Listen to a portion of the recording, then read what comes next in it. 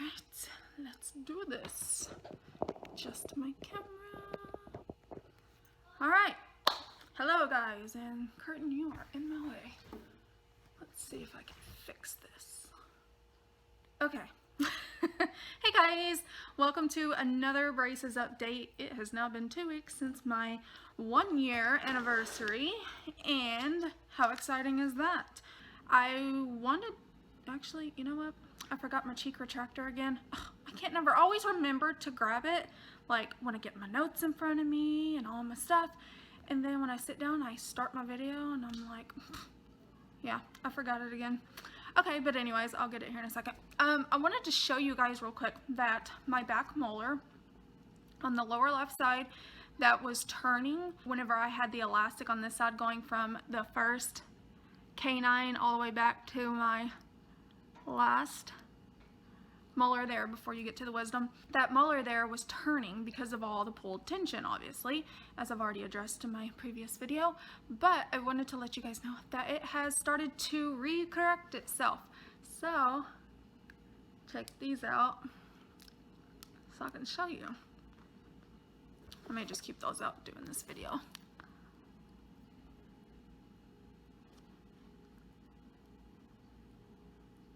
You guys see that?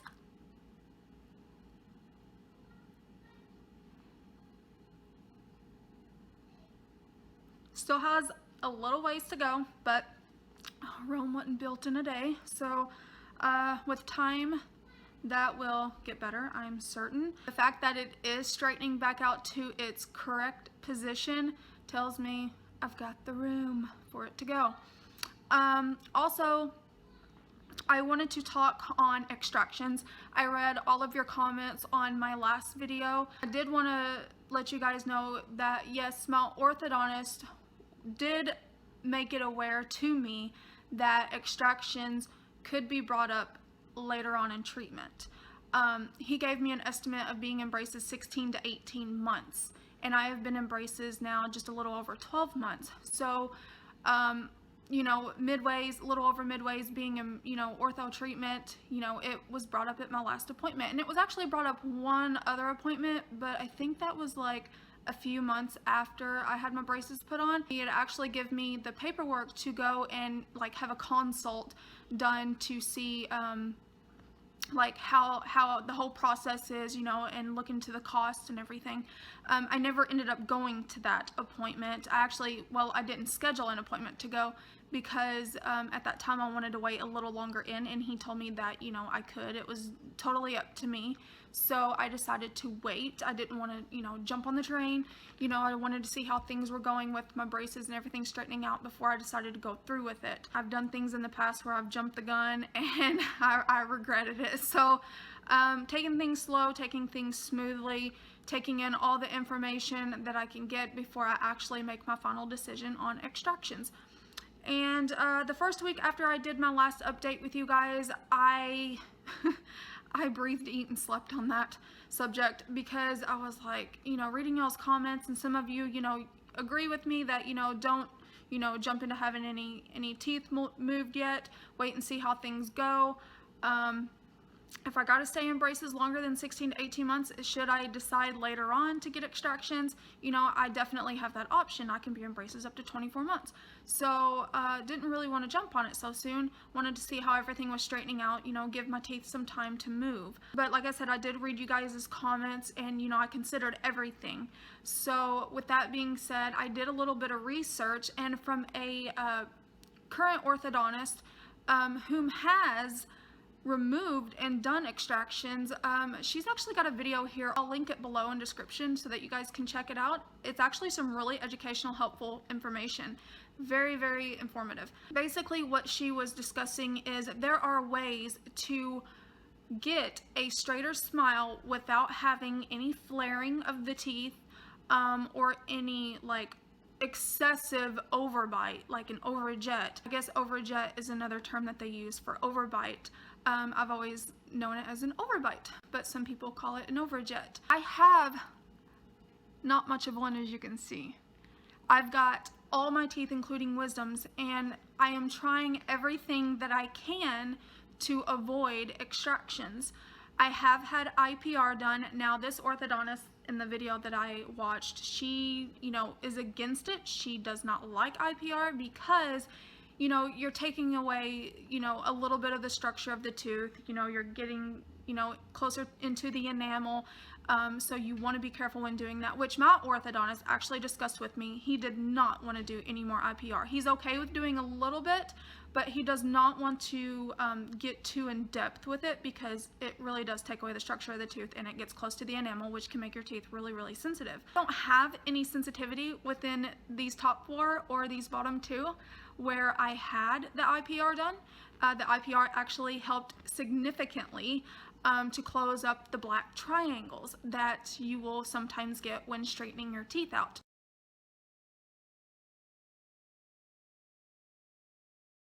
The reason why you get black triangles is because you may have had, issues with gum disease, and if you've got really crowded, crooked teeth, the gum tissue doesn't stay over the teeth at a good length that it needs to be because the crowding was in the way. So when everything is being stretched out and moved and your teeth are, getting fixed in their positions, you start to notice gaps. So when I started noticing gaps, my orthodontist told me, yes, we'll go in, we'll shave. So basically what they did, as I've discussed in other videos, is they will shave straight down the center, like from the top to the bottom with a really tiny disc. It's like a nail file in a way, and they just go in between. I mean, they literally shave the tiniest bit, but a little bit goes a long way, you guys, because obviously I've had it done 2 or 3 times within this area, and this area, and you can see I do not have any gaps. I'm reading one of my messages from Shayna Moss. Ain't that the truth? So you're probably watching this video, Shayna. I've just seen your Instagram post pop up on my phone. But yes, I have got, or did have, the black triangles, and they're closed up now. So if you are suffering with black triangles, I would not hesitate or be afraid to ask your orthodontist if that is an option to you, depending on the severity of it, because I think even a little bit can help a lot. Obviously it has in my case. And down here in the center, I started to get one, and that has closed up as well. And I don't have to have any more IPR done because that has fixed problem. The only reason why he doesn't want to do any more IPR is because you can do it in other areas of the teeth just to create a little bit of space to pull some teeth back. But I've got so many teeth, you guys, that he would probably have to do that through a lot of my teeth. And I've already got sensitive teeth and I've got a crown on this side, so just makes it a little more technical, and I don't blame him for not wanting to do it. I actually don't mind having it done if I have to have it done, if it's an option that I can choose, but I don't want to do it if it's going to cause any more teeth sensitivity. I don't really have a hard treatment to go through to straighten my teeth out because I didn't have a lot of significant overcrowding. I had, an overbite, which was easily fixed with repositioning, 4 brackets on top and 2 on the bottom. And he, that just my adjustments, changing out these wires helped pull everything back. My last appointment, I had a bigger arch wire, so he's still focusing on opening my arch, which also helps to create space. Flossing my teeth, you guys, since my last adjustment, I've got a lot of space in these back teeth back here. So that definitely tells me that my teeth are still moving. So if my teeth are still moving, I'm not going to try to have any extractions done. When you've got your wire going through your brackets, when you go in for your adjustments, if you don't get a wire changed out and they keep you in the same one, they will basically what's the word I'm looking for? I always forget this word. Reactivate it by snipping the excess wire off the back of the very last bracket. So I got a piece of paper here and I'm going to fold it in half. So here is the bracket, okay, you guys, on your tooth. And then you've got your wire that goes through the bracket. Now on the very last bracket, the wire can go straight through, so they always have to snip it off the end. And some of you that are in braces, you already know this, but for some of you that aren't, hopefully this will help, kind of help, you understand a little bit better. But you got your wire that goes through the bracket.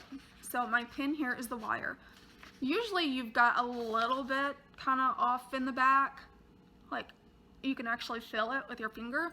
But it's not sticking out so far that it's poking your cheek. Now, once that happens, you obviously need to go in and have it snipped. But when that wire is popping out the back, you guys, that basically means your teeth are moving, because that wire is like expanding. It's going out the back. So your teeth are moving back. Just in the last 2 weeks since I've had my adjustments, I've got some wire sticking out back there.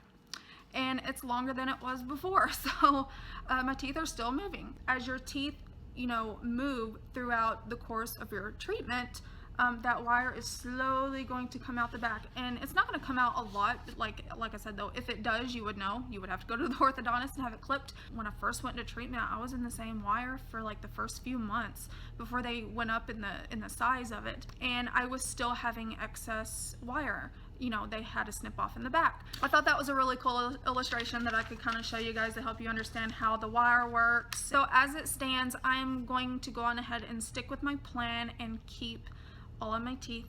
I go to the dentist March 23rd. I will discuss at that appointment just what it's, you know, any information I can get from extractions at that particular dentist, and see what a cost would be, because we have different dental insurance than we had last year. So that will give me some information just to have it in the back of my head should I ever need it. So for any of you that are new, that are just now coming across my videos, I'm having to wear elastics. I've been wearing them now for I think like 2 months.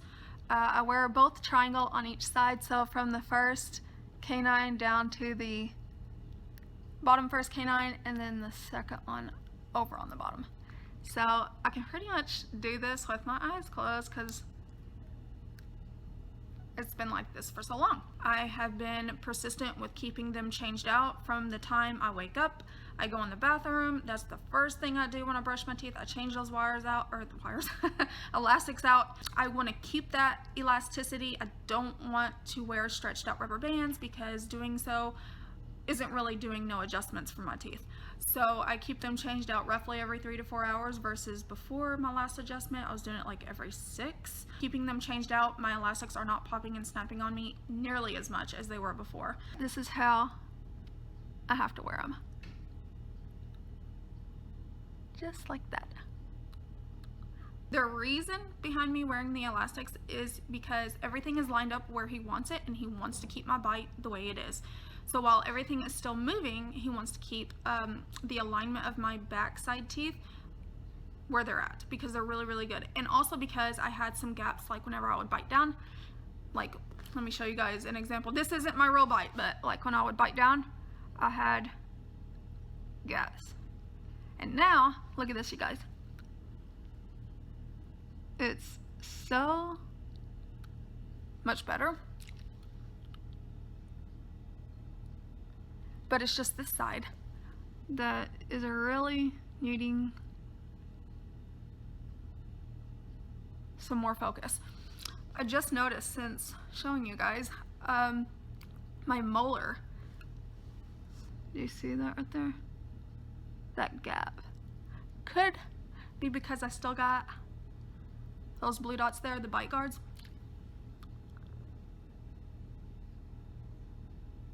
But everything is moving back, so it's closing those gaps. This side is completely closed, it looks like. This side still has a little bit more work. I don't know if he'll continue to keep me in the triangle on this side or do something different to fix that.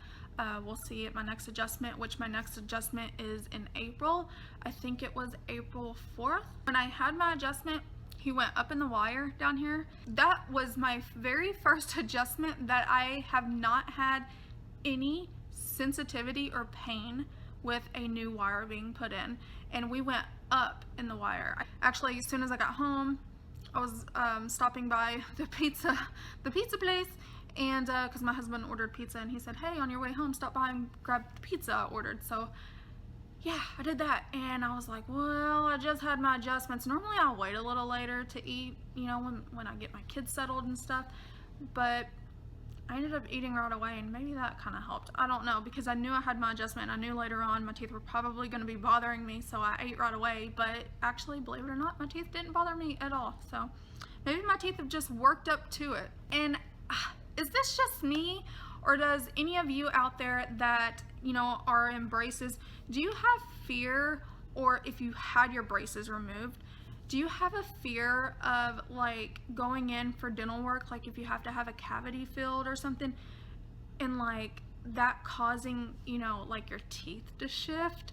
You know, like I'm so scared that when I get my braces off and if I have to have like a filling done, I'm so afraid that there's gonna be, you know, with the filling they drill, so they're creating space, and like I've got cavities or had cavities like in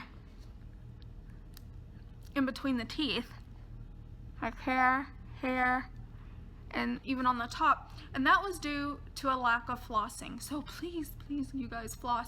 I had to get a crown because I did not floss, and now I do it all the time. Like I try to not go a day without flossing because I feel like if I do, oh my gosh, I'm gonna end up with a cavity.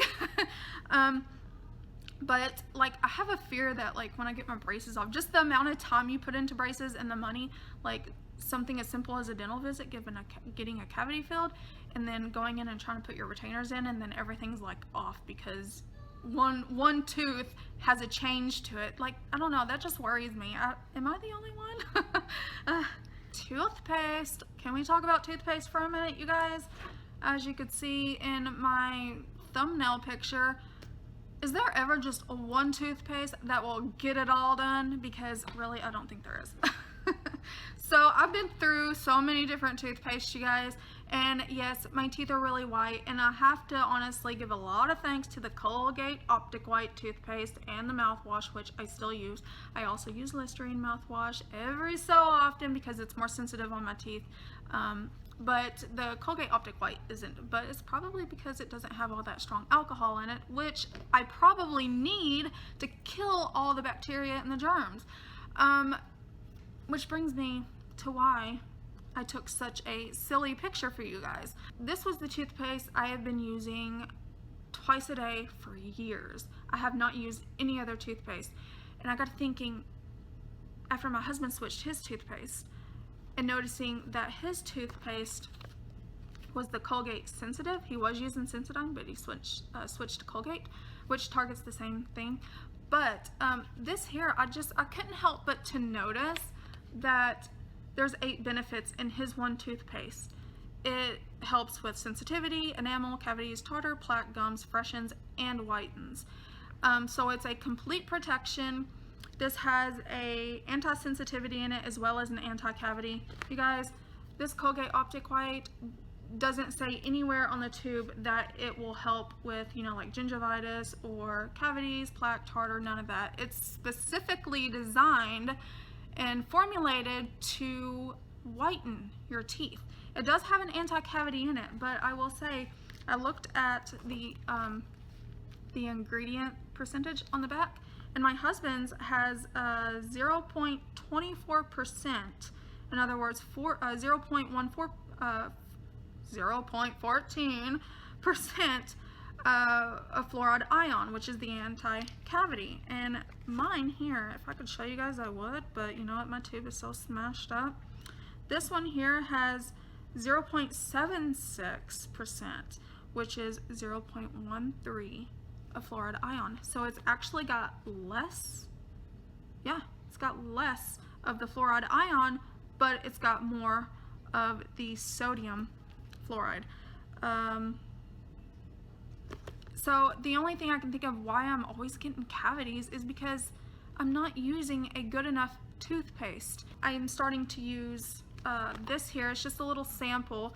After seeing that my husband's had 8 benefits on it and mine didn't really state any of those targets, I noticed that the Colgate Total actually has those same areas that it targets, which is cavities, plaque, gingivitis, which isn't on this one, enamel, tartar, breath, and it whitens. So basically this will help prevent plaque buildup and it fights tartar, just like this here does. Nowhere on this does it say it does. And this doesn't even have the, is it the ADA? Yeah, ADA accepted logo on it. See, like this one here does, right there. And right here, of course it's not gonna focus, but right there where my finger is, that little red square, Sorry, it's blurry, but it says ADA. Once again on this one, ADA. Nowhere on this one does it say ADA. I have looked all over this tube. Like I said, this really just targets more so of whitening your teeth. It doesn't target everything like I want. So I've been using this once a day in the morning, and then at night I'll use, you know, this one is a new one my husband got. It still targets everything, but it's whitening. This one here was the complete protection. But I've been using this little sample tube at night because it targets like gingivitis and all that stuff. And I haven't been to the dentist. I'm like 2 months out from a cleaning. So I'm like really trying to take good care of not just my teeth, you guys, but you also got to take care of your gums, because that is where a lot of problem can happen. That is probably where the #1 problem happens before you see cavities, because, you know, you can get a lot of bacteria and stuff up in your gums, and then you find out you got periodontal disease, which can lead to other complications. But anyways, yeah, I just want to share that with you guys. So I am like switching my toothpaste up a little bit here, but I'm still sticking with this one only for one time out of my entire day. And if I wanted to, I could actually use this like maybe a few times a week. Any of you out there that are fixing to go into braces, or, you know, have had issues with wondering, should you have extraction, should you not? It's really, honestly, it's something that you and your orthodontist know best for yourself. Whereas with me and my orthodontist, you know, we are both on the same page. He says, you know, I can do more for you if you want to have the extractions, but if not, that is okay, because you have a really nice smile already. And keeping your teeth is nice. So he totally gets it, you know, and I am on board, you know, with keeping my teeth. The only thing that concerns me is later on down the road, if I have to have, you know, some teeth work done, and I end up, you know, having to have a tooth pulled, and then that affects the whole teeth straightening process, which that could happen with any tooth, even if I got my wisdoms and premolars removed. So that's really out of the question too. Like, I don't know. I kind of like the thought of keeping all of my teeth and actually having the room to straighten them, because in the very back, I've actually got more room behind the wisdom.